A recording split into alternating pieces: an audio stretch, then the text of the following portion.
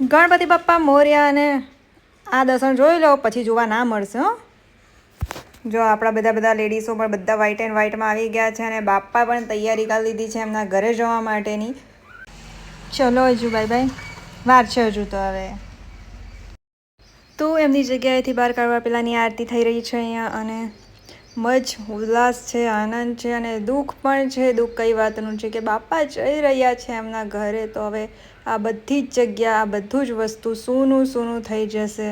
અને સાચું કહું ને તો એ ફિલિંગ બહુ જ ખરાબ હોય છે કે 10 દિવસ આપણા ઘરે હતા અને 11મા દિવસે વિદાય લે છે, તો બહુ જ ખરાબ લાગતું હોય છે.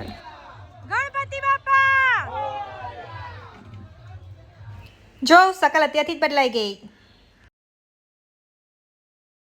અને આ દિવસે બધી જગ્યાએ ડીજે વાગે છે અને અમારા ડીજેવાળા ભાઈ બિચારા ક્યાં રહી ગયેલા હતા, તો બહુ જ લેટ થઈ ગયું એમના લીધે અને અમે કેટલા લેટ નીકળ્યા. પણ બધા મસ્તીએ ચડેલા હતા અને ખબર નહીં કેટલા કિલો જે રંગ હતો એ બધા ઉપર રંગાઈ ગયા હતા. અને રંગતા તમે જોઈ લો બાપા બી મસ્ત. મેં બી એમને ગુલાલ ઉડાડી દીધો હતો કે હરું ભરું રાગ જોઈ ભાવનાથી. અને પછી અમારું બી ફાઇનલી ડીજે આવી જાય છે અને બધા જોવા માટે આવી જાય છે. અને અમારા મુવાના તિલક ગ્રુપના ગણપતિજીની સવારી નીકળી પડી છે એમના ઘરે જવા માટે. વાંચતા ગાજતા લાવેલા તો વાંચતા ગાજતા લઈ પણ જવા પડે ને. ને આ વિડીયો કેમ લેટ આવ્યો? વોઇસ ડબિંગના લીધે, કારણ કે આમાં બધી જ જગ્યાએ સાઉન્ડ વાગતા હતા. અને હા, આરતીના ગીતમાં બી સાઉન્ડમાં કોપીરાઇટ આવી ગયો. ક્યાં લાગ્યું, શું લાગ્યું ભગવાન જાણે. એના કારણે ડિલીટ કરવું પડ્યું છે, પણ કોઈ ઓપ્શન મળે તો જરૂરથી રીઅપલોડ કરીશ. અને આ મારી સ્કૂલ છે જે તમે પાછળ જોઈ શકો છો. હા, હું અહીંયા બી ભણેલી હતી. અને ત્યારબાદ ગરબાનો રાઉન્ડ ચાલુ થઈ જાય છે. અને હું કેમ ઓછી દેખાઉં છું? કારણ કે શૂટ કરવા માટે હું જ છું. આજે બંને શૂટિંગ કરવાવાળા માણસો નથી મારો ફ્રેન્ડ, નથી મારા ઓજી. તો બસ જો અહીંયા આપણા ભાઈ સાહેબ જો દેખાય છે, ઓળખાય છે, માથે ટોપી બાંધીને. ગુલાલની તો જાણે ફેક્ટરી જ કરી નાખેલી હોય ને એવા જ બધા લાગતા હતા. અને સારું કાળો કલર નથી દેખાડ્યો અને બધા કાળિયા ભૂત એમ ગોરિયા હોય તો બધા કાળિયા જ દેખાતા. જો કે લાલ, પીળા, લીલા તો દેખાતા જ છે અહીંયા. અને પછી પાછા ચાલતા નીકળી પડ્યા. અને જો કેટલો ગુલાલ ઉડે ને છેલ્લે જોજો તમે કયા કલર બાકી રહી જતો છે. બધા જ કાળા તો નહીં હતા, બધા લાલ પીળા થઈ ગયેલા. તમે લાલ પીળી તો થઈ જ ગયા હવે. ત્યાર પછી જો આપણે મસ્ત નજારો દેખાય છે. આખા ગામની યાત્રા કાઢેલી હતી એટલે તો બધા જ બહુ નાચેલા હતા. મારા મામા, મામી, ભાઈઓ. અને અહીંયા બાપાના સ્વાગત માટે કહેવાય ને કે કંઈ અલગ જ નજરાણું જોવા મળ્યું. આવી રીતના એમને હાર પહેરાવેલો હતો.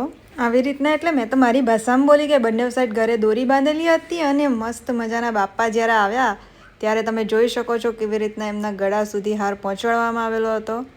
અને બધી જ બાજુ મસ્ત ગુલાલ ઉડતું હતું. બધા જ બાપાના ગણપતિ બાપ્પા મોરિયાના નાદે ઝૂમતા હતા.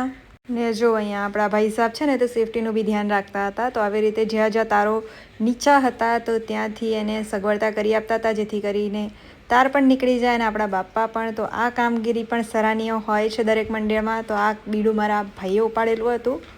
તો અમે ધીરે ધીરે આગળ ગામની ગલીમાં જતા હતા. બધી ગલીઓ કવર કરેલી હતી આ વખતે તો, કારણ કે ગણપતિ બાપ્પાને જો ફરાવાનો તો લાવેલા ત્યારે પેલી બાજુથી લાવેલા રિટર્નમાં આમથી લઈ જતા છે. અને બધા ડાન્સ તો જો કરે છે તે, અને બધા ઓળખાતા બી નથી. એટલો ગુલાલ જો હવે હોલસેલમાં ગુલાલ ઉઠશે. અને એમાં પાછો મેઘરાજ આવી કે મેં હું કામ બાકી રહે એમલા અમે બધા નાચતા છે, ઝૂમતા છે, તો મેં બી આવવાનો. તે છેલ્લે વરસાદ બી આવ્યો એટલે તો બધા એટલા ખતરનાક દેખાતા થઈ ગયેલા છે. જો કેવા લાગતા છે. તેમાં પાણી, ગુલાલ એ બધું મિક્સ. ને મને તો પર્સનલી આ બધી વસ્તુ નથી ગમતી. એટલે જેટલા બચ્યા એટલા તો બી આટલા તો રંગાઈ જ ગયા. આટલા તો એમ લાલ, પીળા, લીલા, ગુલાબી બધું થઈ જ ગયું. પર્પલ કલર બી દેખાતો હોય.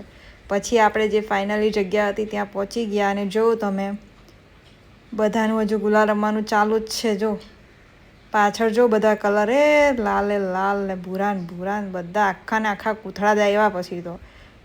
ને બાપાને જો જવાની તૈયારી હતી. અને ગુલાલ એક બાજુ ફૂલ એમ કોઈ ઓળખાતું જ નથી. મમ્મીની ઓઢણી બી જો, વાળ બી જો. એમ ઘરે જઈને તો પછી એવું છું કે ક્યાંથી ગુલાલ કાઢીએ બોલો. એટલું બધું ગુલાલ હતું. અને આટલું બધું ગુલાલ કેમ ઉડાડ્યું એ તો ભગવાન જાણે, જેવી જેની મરજી.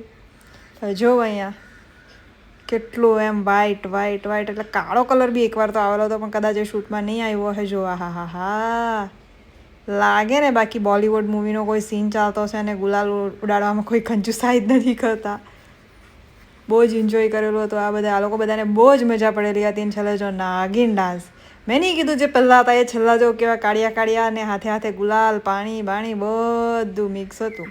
આ લોકો કોઈ પીધેલા નથી. આ લોકોને તો નાચવાનો નશો એટલો છે. ડીજેની ધૂન એવી વાગે છે એટલે આ લોકો આટલા મોજ કરે છે. બાપા કેવું લાગે, બાકી કોઈને જોતા તેવું જ લાગે. અને છેલ્લે બાપાએ પણ તૈયારી કરી લીધી છે કે હવે આપણે ફાઇનલી આગળ વધીએ. અને આ જો આપણે કેવા બુદ્ધિ જેવા તો નહીં ઓળખાય એવા છે. જો આરતી થાય છે તો હવે ડીજેનો તાલ થોડો બંધ થયો અને આરતી કરવાનો સમય થઈ ગયો હતો. અને લેટ હતા કારણ કે ડીજેવાળા ભાઈ મોડા આવ્યા, ત્યાંથી વરઘોડામાં પાછું મોડું થયું.